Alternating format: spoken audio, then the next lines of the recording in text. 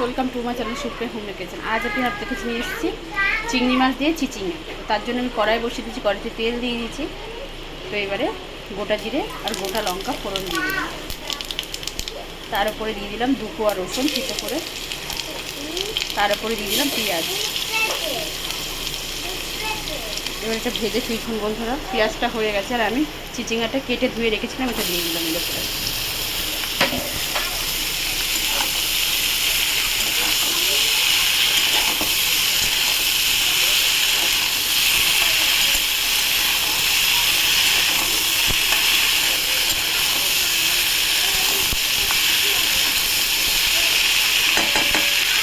পরে ঠিক তো দেখুন বন্ধুরা, আমি হলুদ দিয়ে দিলাম একটুখানি।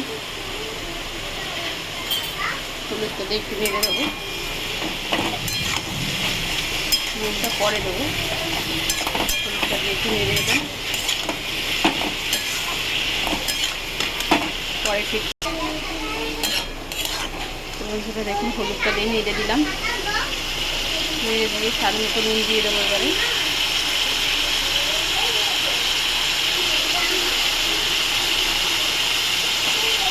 নুন দেওয়ার পরে স্বাদ মতো লঙ্কার গুঁড়ো দিয়ে দিলাম, যে যেমন ঝাল খাবে।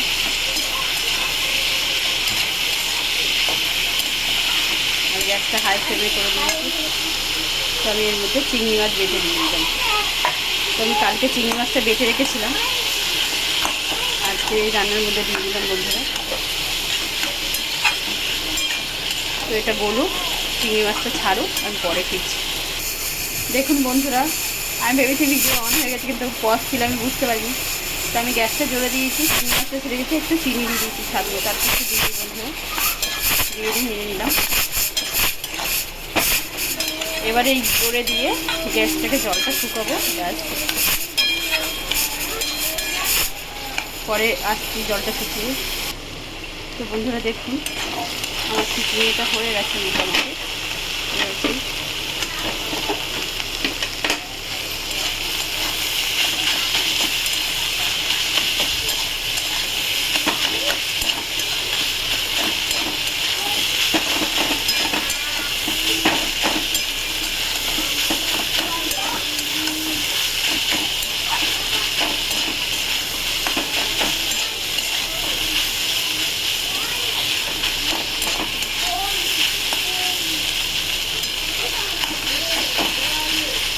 চিচিঙ্গা সিদ্ধ হয়ে গেছে।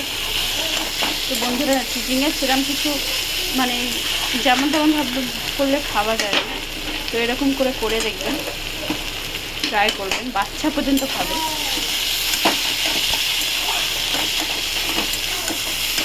তো বন্ধুরা দেখুন, আমার রান্নাটা পুরো রেডি হয়ে গেছে। একটু জল বেরোচ্ছে না, দেখুন রান্নাটা রেডি হয়ে গেছে। তো আপনারা ট্রাই করবেন, ট্রাই করে কমেন্ট সেকশনে কমেন্ট করে জানাবেন আমার রান্নাটা কেমন হয়েছে। আর আমার চ্যানেলটা লাইক অ্যান্ড সাবস্ক্রাইব করে দেবেন। Thank you for watching.